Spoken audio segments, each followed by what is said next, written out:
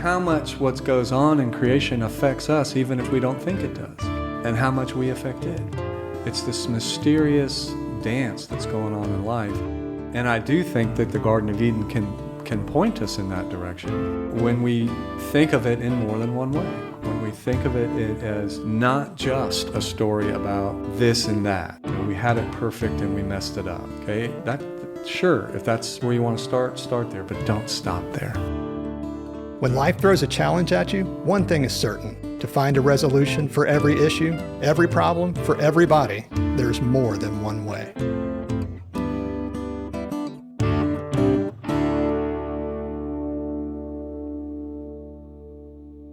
Hi, I'm Whitney Ross, and with me as always, my good friend Thom Rasnick. Hey Whitney, great to be with you. Good to have you, Thom. Welcome to More Than One Way. Today we're going to talk about the Garden of Eden and consciousness and just our own development and how we grow. That's a lot to tackle. That's a big topic. How do you suggest we start with that, Thom? Well, as always, stories are a really great way to try to enter into it because we're going to use stories to try to illustrate a very old story.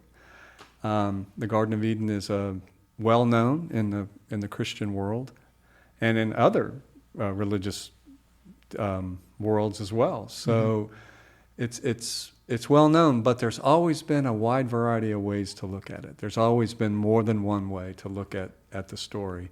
And so my hope is that we can use some stories to help illustrate what the Garden of Eden is trying to say to us. So you want me to jump into the story, or what do you think? Yeah, let's do that. That sounds great. Okay, so one story that I was thinking of, I actually used in a sermon at St. John's Cathedral. And it's a story about when I was in fifth grade. And fifth grade was like the senior year for elementary school at the elementary school where I went to in Jupiter, Florida. We were the top of the school. Everybody knew who we were. It was really a fantastic time in my life because I knew who I was. I knew who other people were. I knew what I needed to do to stay in the place where I was. So my world just felt kind of settled and good. I had good friends. I was good at certain things, and one of those certain things that I was good at, I was really fast. I was the fastest boy in my fifth grade class. So there were 2 fifth grade classes. In my class, I was the fastest for sure. But one day, in the midst of this kind of idyllic scene, I found out we were going to have a race with the other fifth grade class. And I wasn't exactly sure who I'd be running against. So one day I just went over and watched them run, and I thought, wow, this isn't going to be a problem. Checking out the competition. Checking them out, and I thought, this isn't going to be a problem. There was one kid in my class, one other boy in my class, who every now and again would beat me. So he was the one I was worried about. After watching the other class, I wasn't too worried about them. So the day of the race came, and we all lined up, on your mark, get set, go. And I took off, I shot out of there, and I was way ahead of everybody. I felt like I was way ahead of everybody. I was looking around at the guy who I thought was going to be my competition, and I was way out in front of him. And then all of a sudden, as I was looking around, somebody just blew past me. And I was thinking, what in the world? Who was that? And I ran and I ran and I ran, and I couldn't catch the person. No matter how hard I tried, no matter how fast I thought I was going, I could not catch this person. And so I lost. I came in second. And it turns out that I came in second to a girl. Ooh. Yeah. Ooh. Not supposed to happen in fifth grade. That's rough in fifth grade. Yeah. Fifth grade. Girls, from my fifth grade mind in that idyllic scene with the way that I understood the world, girls weren't supposed to be faster than boys. Boys were... what's boys? Snips and snails and puppy dog tails. You remember? Does anybody remember that? I mean, is that like so? And girls were supposed to be sugar and spice and everything nice, but she was not. She was fast. Yeah. She was as fast, obviously, on that day as any other boy, and it kind of just blew my mind. I had this new information now that boys aren't faster than girls all the time, which meant boys aren't better than girls all the time, right? And how was I going to incorporate this into my life? How was I going to incorporate this? Well, that's part of what the Garden of Eden's trying to point to. See, the Garden of Eden and eating the fruit within the Garden of Eden is not a story that happened one time. It's a story that happens all the time. And it's a story about, as you said at the beginning, how do we grow in consciousness? How do we grow as people, as human beings? The Garden of Eden, one of the wonderful things about it is everything's kind of set. We know where we're supposed to be. We know what the other person's supposed to be. We know where I'm supposed to be. I know what I'm supposed to be. I know what you're supposed to be. And that's part of what makes it settled. That's part of what makes it good. The world is supposed to be like this. And the only thing I'm not supposed to do is eat this fruit. Eat the fruit. Right? Yeah. So real clear rules or a clear situation. It's a clear situation, and clear situations are very helpful. Yeah. Especially when you're in elementary school. It's nice to know what's right, what's wrong, what's good, what's bad, what boys are like, what girls are like, and all that kind of stuff. Yeah. But eventually that stuff changes and you realize, hey, wait a minute. I was told one thing and something else has just come up. I was told boys are faster than girls all the time. And now I've just been shown that's not true. So now I've got this new knowledge, this new information. And that's part of what eating the fruit symbolizes, right? So in the story, eating the fruit is about gaining the knowledge between good and evil, right? Gaining the knowledge between good and evil. So who gets to know and then therefore decide what's good and what's evil? And once you eat the fruit, it is unsettling. Yeah. It does change things. It does stir things up. It does force you into another place. Even though you're in the same physical place, maybe. Yes. Everything has changed everything at the same time, internally. And everything has changed. The garden has everything change in that the Adam and Eve realize that they're naked and they're ashamed, they're afraid. So they recognize their own vulnerability, they recognize their own exposure as people, and this makes them afraid. And once they're in that place, God essentially says, well, you can't stay here anymore, but you can go forward, you can go out. And oftentimes we see that as punishment. Right. But the truth is, it's really just part of the consequences of growing up. What happens if you never leave home, right? Right. You always stay in Eden. Well, it's a pretty stunted life, right? You might be very comfortable. You might have everything in right order. You might think you know exactly all that you need to know, but you're not growing. So the eating the fruit, which for me became, okay, getting beat by this girl, and am I going to accept this or not? Yeah. Right? Because I could not accept it, right? I could say, she's a freak. She's not even a real girl. She's a tomboy, right? She's not real.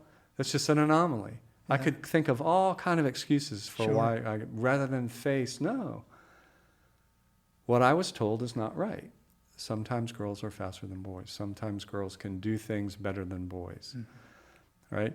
So, so once you eat that, then you have to move forward. And in the old days, especially right around the Middle Ages and stuff, people started calling the eating the fruit not necessarily a bad thing. They called it a happy sin. What do you mean by that? So they called it a happy sin, meaning in order to eat, you have to eat in order to grow and have consciousness. But the sin part means you can't stay where you are, so you have this sense of alienation and separation. Okay. It's that part of sin is a big word that tries to cover a lot of territory. That's one way to understand sin, is that it separates and alienates me from what was before.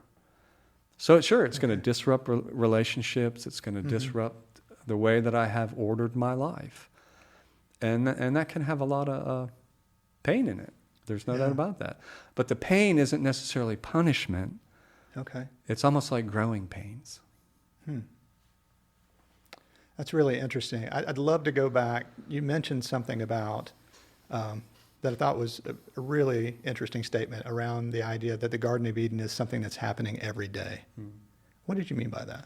Well, what I mean is, so rather than seeing as this is a one-time thing that happened a long time ago and messed everything up for the rest of history, is that, no, it's a story about life and how people are, how people live.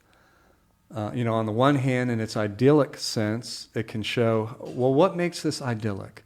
Well, part of what makes it idyllic is the relationships are intact. And relationships are intact when we feel secure and we feel like we have a sense of ourselves and a sense of somebody else.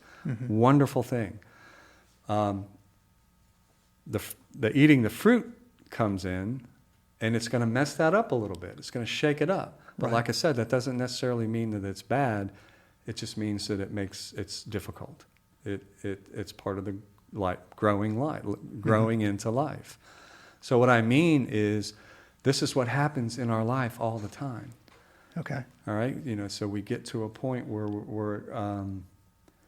what used to work for us before no longer works for us anymore. What we know now, we didn't know then, and so our life is different because of what we know now. The fruit's all about the idea of knowledge and growing and wisdom and curiosity and so it's got that side to it. In addition to disobedience, it's got that too. Right. Not going to shirk that. So there's this combination almost, or this mix of a lot of different emotions and feelings, and all that's part of the disruption, I guess. Right. Yeah. All that's wrapped up in that symbol. Wow. And it's a symbol about growing up. So when you shared that sermon, did you get any feedback from anybody maybe that's not the perspective that they had or what they had learned growing up or from their background? Yeah, so I had one person. Most people, seemed to be engaged, and we just kind of chatted lightheartedly about it. But one person was not upset, but confused, I would say. And so we went out and had coffee, and he was a young man in his 20s. And he'd been raised in a tradition that treated the Garden of Eden story as historical fact, as a factual story that happened however many thousands of years ago. And he thought that eating the fruit and what for him, my kind of seeing it in a less negative way was lessening the power of Jesus and what Jesus did for us on the cross in particular. And, so for him, we made a mistake. We've been paying for that mistake for our whole lives, in particular women. And Jesus came to save us from that mistake. And that's one way to see the story. There's no doubt about that. And if that works for your life and it helps you to live your life, more power to you. My point was to bring up, yes, but there's been other ways, and there's always been other ways to look at this story. And from my perspective, and this is what I said to him, this is my life experience. My life experience is like fifth grade. I'm going along up to fifth grade. Life is settled, it's good, and then something comes in and disrupts it. And I can deny that, push it away, like I said, or maybe I can embrace it and say, well, what is this showing me about life? What is this showing me about myself? I wasn't doing all that in fifth grade, but I'm saying, looking back on that, that's what I see that I was invited to do. And what I told him was, and this is my experience in living.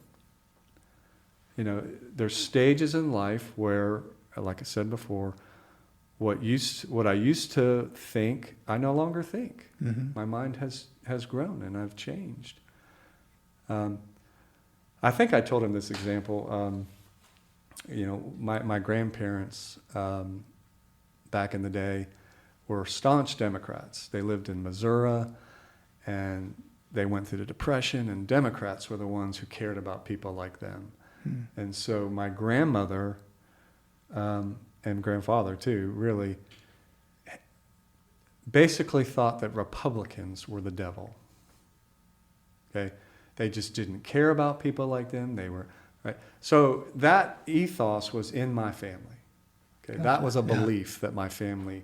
Okay, my father moved away from that a little bit. I don't think he thought Republicans were the devil, but he still was a staunch Democrat. He still, this is the way I'm going to vote. Well, so then I come along. No, I could keep that going. I could just look at the world through that lens, right? Just see it that way, and that's it.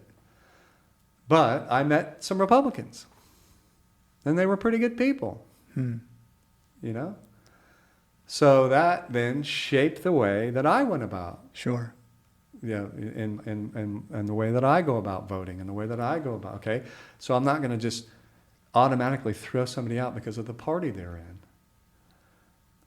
So part of my eating the fruit in that regard would be, I'm not going to stay with, I never told my grandma, but I'm not going to stay with this. This is what we all think. This is what everybody, this is what it means to be in our family. This is who we are. I'm not going to stay in that, as comfortable as that was. Because once I got the new information and had the new experience, then it was up to me. Right? So I said stuff like that to him, and I think the good side was he never got up and left in a huff. It was a real stretch for him. It was a real difficult way, as are all new ways to try to go about looking at things that we think we know. Right. Okay. Yeah. So that was it. That was the only one. And my hope is that I honored where he was, but at the same time didn't step away from where I was with what we're talking about. Yeah. So finding some comfort in the discomfort, I guess, and trying to just be open to what's out there beyond what we already think is what we know, because obviously there's things we don't know. There's information we don't have. That's right. Yet, we make opinions based on the information that we have, but we don't have all the information. That's right. Yeah. And what do you do when you've made your opinion, you have your belief, and it's formed, and then you get new information, and then you get new knowledge, and then And especially if it's information. Like in your situation with the race, it was information you didn't want. Yeah, I didn't want that. That was negative information. That's right. It wasn't just, here's some information. That's not possible. That's right. How did this happen? That's right. How in the world could a girl possibly be like this? Right. And so, that opens me up to boys and girls, men and women, right? So I could stay with, no, girls are this way and boys are this way. Women are this way, men are this way. Well, in 5th grade, I got challenged on that. Yeah. And I continued to get challenged throughout my life. It's like, no, there's all kinds of girls. There's all kinds of women. There's all kinds of boys. There's all kinds of men. There's not just 2 ways. There's lots of ways. And I think the story in and of itself points us in that direction. I do. That's a challenging thing. I think in a world where it feels like so many things are being challenged or maybe falling apart or taking a new shape than what they were before, I think it's really easy to respond in fear or blame or just, I'm not going to think about that. Yeah. I can't handle one more thing that I thought was this way kind of falling apart. Yeah. I mean, I think I can think of some people I know that shut down a little bit, just in there, they just can't take any more things changing. Yeah. And I feel really, really, I have a lot of empathy for people who are in that place. Yeah. But the answer is not to go backwards. With the idea that there's some ideal time at some back point. In the day. Yeah. When everybody thought the same way and everybody did the same thing. That never was. And if we're going to bring the story back into it, the Adam and Eve Garden of Eden story, it says there's a flaming swords blocking the garden. You can't get back. That's a symbolic way to say you're not allowed to go back. Yeah. Even if you think you're going back, you can't. You can only go forward. That's all you can do. And that's a good thing. Doesn't mean it's an easy thing, but it's a good thing. Yeah, and it can be both. That's right. I mean, I think that's the real thing that we want to try to get to, is to be able to see change as possibility. Yeah. Not disruption. Yeah. And it can be both. I mean, it is both. But how can we get more comfortable with the idea that we do grow, things do change? Thankfully, they do. Yeah. So I think when we're in places of disruption and that kind of is as hard as it might be, stay open, stay curious, because you never know what life is going to bring us and show us. And it might show us something, and it usually does, that we never in a million years expected. Yeah. So I was watching a TED Talk the other day, and it was a TED Talk by for all intents and purposes, the person speaking looked like a woman. Okay, but she was intersex. So the whole talk was on intersex people in their lives, and she was using herself as the example, and she's identifying as a girl. But what she found out when she was about 10 years old was that she had XY chromosomes. So she had the chromosomes that would say she was a boy, but she looked like a girl. She had a vagina, but she also had testes up inside of her where her ovaries usually are for women. Okay, so she had all these different parts. Interesting. Yes, all these different parts. And her life was extremely hard because she didn't fit into the already what we thought we understood about life. What's more basic than there's men and there's women, right? Well, this new thing comes up, and new to me, and says, well, there's more than that. Yeah. Like everything else in life, gender and sexuality are on a continuum. And there's more than just two. And so she talked about her life, living her life as a female, knowing that she also had these male characteristics, chromosomes, hormones. And it made, and just to show how many people there are who are intersex, as she said, there are as many people who are intersex as there are red-haired people in the world. Whoa. So it's about 2% of the world, all across the world, all across the globe. That's a new info for me. Yeah. So there are that many people who are intersex in the world, and so for me, it's what do I do with that new information? Right. Right. Like you said before, I could deny it, I could push it away, I could be. I could blame them. I could do all those things, all the things that I probably wanted to do to that little girl that beat me in the race. Right? I could do all that stuff. But what I'm trying to do is to stay open and stay curious about life, and it's shown me how mysterious life is within its complexity. Yeah, and I think that that really makes me think about that Garden of Eden, just how rich that creation is. Yeah. When we think about the natural world and just the beauty and all the things that, we're discovering new things all the time in places that we thought we understood everything about it. Right. How much of the ocean have we still not even begun to understand or know what even lives there? Yes. So, it makes sense. Creation is that. It is. And how much what goes on in creation affects us, even if we don't think it does. Yeah. And how much we affect it. And, it's this mysterious dance that's going on in life. And I do think that the Garden of Eden can point us in that direction when we think of it in more than one way. When we think of it as not just a story about this and that. We had it perfect and we messed it up. Okay? Sure, if that's where you want to start there, but don't stop there. Yeah. So, all of this makes me think of a personal story of my own. I enjoy running, much like you did in the 5th grade, but I've never been fast. I've never been able to claim that and just have accepted that all along. And so I started doing some running here around Knoxville, and I found myself winning some categories, and it was really strange to me. In the award ceremony, they would come to a certain age category, and they would say my name, and they'd be like, first place, Whitney Ross. And it took me just a little bit to figure out what was happening. So because of my name being Whitney, and for many people associating that as a female name, the registration on my race forms was getting changed. Oh my goodness. So I would submit it as Whitney in the male division, and they would move it to the female division. Oh, so I was winning my age category, but I was winning it as a female. Yeah. And so that happened enough times that I now do not race under my full first name anymore. Right. Because it became something that it was just this odd thing, and so obviously names are one thing that we can look at in a lot of different ways. A lot of assumptions are made. I still have a hard time using my credit card or cashing a check. Anything that has my name on it, people are like, well, your wife needs to come in and do this. You can't do this on your own.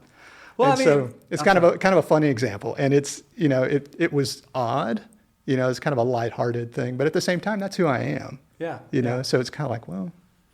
But that's a great example because it's, so nothing against the people because I don't really know who they are. Yeah. But there's a great example of, well, I already know that, I know Whitney's a girl name, so this is where it has to be. Yeah. Regardless of the fact that you're not a girl. And that I would be filling out my form incorrectly every time. As opposed every to. time.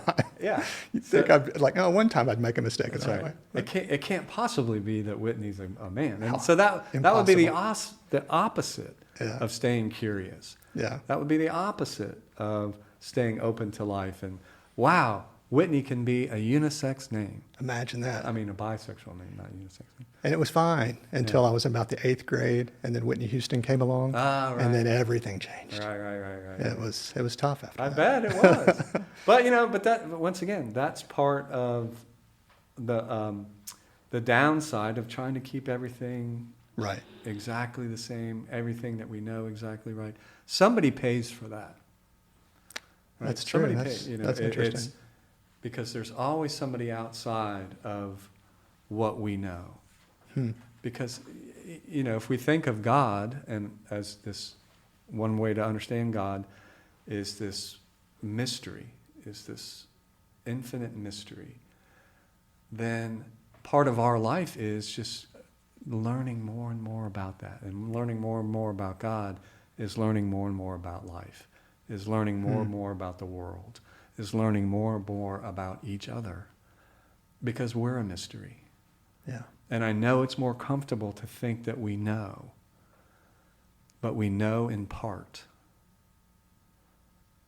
And if I can stay open and curious, then knowing in part's okay. I don't have to have it all figured out. Yeah. But when I have to know, when I have to nail it all down, then Whitney has to be a girl. Yeah. So as we start to kind of wrap up this discussion, obviously it's something that it's hard to cover everything in just one episode. But I've heard you say multiple times, stay open, stay curious. And I think that's a real takeaway that we can all take with us when we're facing those circumstances and situations. Yeah, I'm so glad that you mentioned that, because if we can do that, if we can stay open and stay curious, then we can be open to more than one way of learning. Because who knows how we're going to grow and learn. And the more open and curious I can stay as I age, the more I'm going to learn, the more I'm going to find out, the more I'll discover. But when I close down, that kind of goes away. I think, sometimes it's just a reminder to take a breath and just pause long enough to really hear or experience what just happened versus just, no, that's wrong. Just right away reacting to something, just taking a moment, just to say, what was that? Yeah, that's great. All right. Thanks, Thom. Appreciate it. All right. Thank you.